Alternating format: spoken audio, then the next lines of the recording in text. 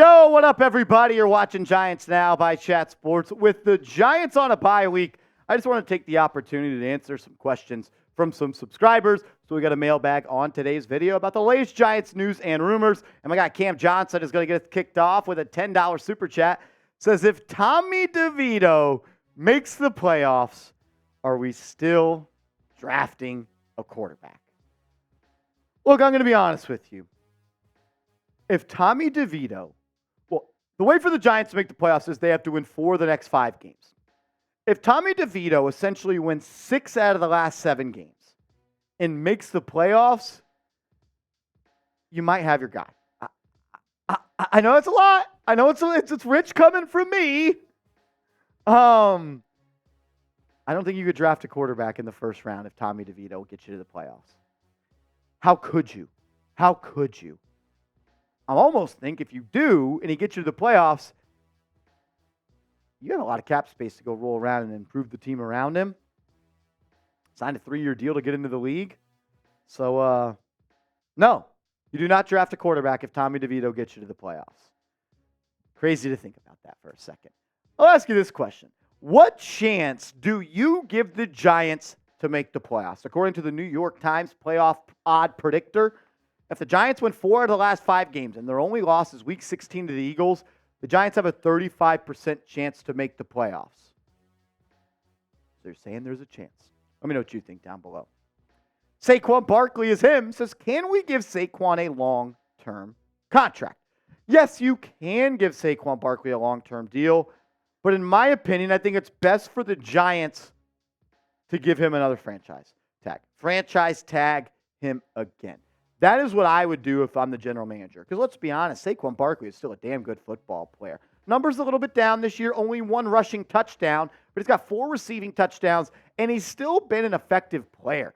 4.2 yards per carry. Would like to see that be a little bit higher. But let's face the facts. He's a running back. He's approaching the age of 30, and he missed more games this year due to injury. I honestly think it would be irresponsible for the Giants to give him a long-term guaranteed type of deal. Just give him 3. Just give him a franchise tag. If he plays good on that, you could franchise tag him again. And then he's 30 years old, and then you can make a decision on him. I don't feel confident in giving him a long-term deal with guaranteed money for the simple fact that he plays a position that has a 99.9% injury rate, and he's been pretty injury-prone throughout his career. Saquon Barkley is him. Coming back says, can we trade Daniel Jones to the Falcons? So we've actually talked about this on the channel before. If you just type in Giants Now, Daniel Jones, Falcons, it'll come up. I'll actually link that video in the chat if I remember to do so. I think it was Pro Football Talk. Mike Florio. I could be wrong. I'm not 100% on that. Actually, it was the guy that covers the Broncos. What's his name? I'm blanking on his name. No. Someone earlier in the season said that maybe the Giants could look to trade the Daniel Jones to the Atlanta Falcons. I'm blanking on the report. Who said it? I'll try to think of that. But he talked about the idea. And I don't think it's the craziest thing in the world. The Atlanta Falcons need a quarterback, right? And their coach, Arthur Smith, coached Ryan Tannehill. And I'd say Ryan Tannehill and Daniel Jones are almost the same football player. And he was able to get the most out of him. So while I don't think that it's the most likely thing in the world, I don't think that it's impossible. I don't think it's impossible. So maybe, but I'm going to say no for now. It was Benjamin Albright. I was looking up the tweet. Benjamin Albright said on October 2nd, the Giants are going to wind up with a top 5 draft pick and probably Drake May. This was back on October 2nd. If I were Atlanta, I might sniff around Daniel Jones. Arthur Smith has a history of rehabilitating a QB with some athleticism. So it's been talked about. Not sure if it is going to happen. I do want to give a huge shout out, though, to our proud sponsor of today's show, and that is Factor. When you go to factormeals.com/GiantsChat50 and use the promo code GiantsChat50, you're going to get 50% off. That link will be clickable down in the comments and description. This holiday season, you might be looking for nutritious, convenient meals to keep you energized on jam-packed days. Factor, America's #1 ready-to-eat meal delivery service, can help you fuel up fast for breakfast, lunch, and dinner with chef-prepared, dietitian-approved, ready-to-eat meals delivered straight to your door. You'll save time, eat well, and stay on track with your healthy lifestyle while tackling all your holiday to-dos. When you're too busy running around to plan lunch, dinner, Factor's got you covered. What I love about Factor is their lunches to go. They're effortless, wholesome meals like grain bowls and salad toppers that are ready to eat when you're on the go. No microwave required. Head to factormeals.com/GiantsChat50 and use code GiantsChat50 to get 50% off. That's code GiantsChat50 at factormeals.com/GiantsChat50 to get 50% off. All that information will be down in the comments and description of today's video. My guy Brandon Reyes coming up next says, do you think we will fire Kafka because he is not it? Look, I think there's absolutely a chance, Brandon, that Mike Kafka could be on the hot seat. Let's call a spade a spade. The Giants' offense has been terrible. And last year, when they won 10 games, they could only muster up 15 passing touchdowns. They're just about last in every single statistic. And there's a lot of reasons for that, right, Brandon? It's not just Mike Kafka. Has he made some bad calls? Has he been perfect? No. But he's ran through 3 quarterbacks this year and 21 different offensive line combinations. I don't love Mike Kafka. I understand he's a smart coach, and I appreciate the NFL experience. But I do think the Giants will look at least to replace him.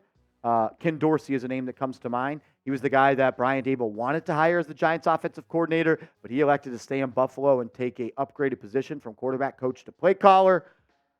So maybe they looked that way as he was fired from Buffalo. But definitely, I do think, Brandon, that the seat is a little bit hot for Mike Kafka. Patrick Clark, how good do you think DeVito would do if he was put in a similar position as Brock Purdy? Better offense with a lot of weapons. I think there's a lot of quarterbacks that could succeed in San Francisco's offense. But I also think that Brock Purdy is a good quarterback. I think that he has just enough playmaking ability to exceed in that offense. I think he has pretty good arm talent. And it's not easy as a quarterback. Let me rephrase that. Playing around a lot of talent is not always the easiest thing. Why? Because expectations are high, and your wide receiver 1 wants the ball. Your wide receiver 2 wants the ball. And there's enough pressure on you just to get it right. Do I think Tommy DeVito would be similar as Brock Purdy? No, I think Brock Purdy is better than Tommy DeVito. But I do think he looks better than he does right now. I think DeVito's pretty decent. I don't think he's a starting quarterback on a team that's number 2 in the NFC, though. Just my opinion. Moonfits. Is Daniel Jones still a franchise quarterback? No. I mean, right? I can't be the only one that thinks that anymore, right? Threw 15 touchdowns last year, and Tommy DeVito's thrown 7 in 4 games, 3.2 games.